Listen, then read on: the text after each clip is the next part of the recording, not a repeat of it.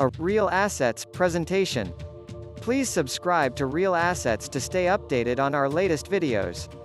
It is the natural right of every human being to be happy, to escape all the miseries of life. Happiness is the normal condition, as natural as the landscapes and the seasons. It is unnatural to suffer, and it is only because of our ignorance that we do suffer. Happiness is the product of wisdom. To attain perfect wisdom, to comprehend fully the purpose of life, to realize completely the relationship of human beings to each other, is to put an end to all suffering, to escape every ill and evil that afflicts us. Perfect wisdom is unshadowed joy. Why do we suffer in life?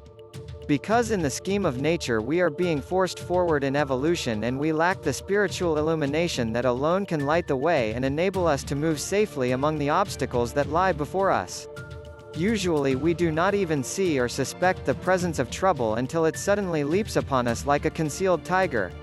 One day our family circle is complete and happy. A week later death has come and gone, and joy is replaced with agony. Today we have a friend. Tomorrow he will be an enemy, and we do not know why. A little while ago we had wealth and all material luxuries. There was a sudden change, and now we have only poverty and misery, and yet we seek in vain for a reason why this should be. There was a time when we had health and strength, but they have both departed, and no trace of a reason appears. Aside from these greater tragedies of life, innumerable things of lesser consequence continually bring to us little miseries and minor heartaches. We most earnestly desire to avoid them, but we never see them until they strike us, until in the darkness of our ignorance we blunder upon them. The thing we lack is the spiritual illumination that will enable us to look far and wide, finding the hidden causes of human suffering and revealing the method by which they may be avoided. And if we can but reach illumination, the evolutionary journey can be made both comfortably and swiftly. It is as though we must pass through a long, dark room filled with furniture promiscuously scattered about.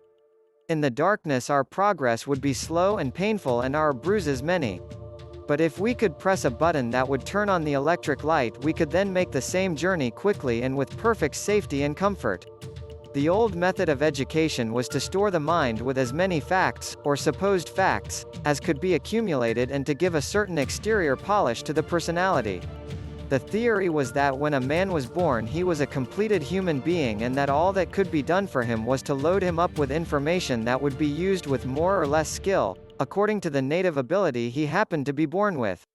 The theosophical idea is that the physical man, and all that constitutes his life in the physical world, is but a very partial expression of the self, that in the ego of each there is practically unlimited power and wisdom, that these may be brought through into expression in the physical world as the physical body and its invisible counterparts, which together constitute the complex vehicle of the ego's manifestation, are evolved and adapted to the purpose, and that in exact proportion that conscious effort is given to such self-development will spiritual illumination be achieved and wisdom attained. Thus the light that leads to happiness is kindled from within, and the evolutionary journey that all are making may be robbed of its suffering. Why does death bring misery? Chiefly because it separates us from those we love.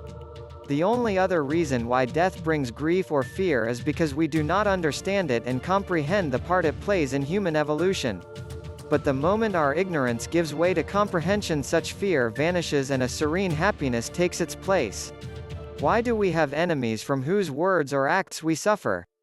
Because in our limited physical consciousness we do not perceive the unity of all life, and realize that our wrong thinking and doing must react upon us through other people, a situation from which there is no possible escape except through ceasing to think evil and then patiently awaiting the time when the causes we have already generated are fully exhausted. When spiritual illumination comes, and we no longer stumble in the night of ignorance, the last enemy will disappear, and we shall make no more forever. Why do people suffer from poverty and disease? Only because of our blundering ignorance that makes their existence possible for us, and because we do not comprehend their meaning and their lessons, nor know the attitude to assume toward them.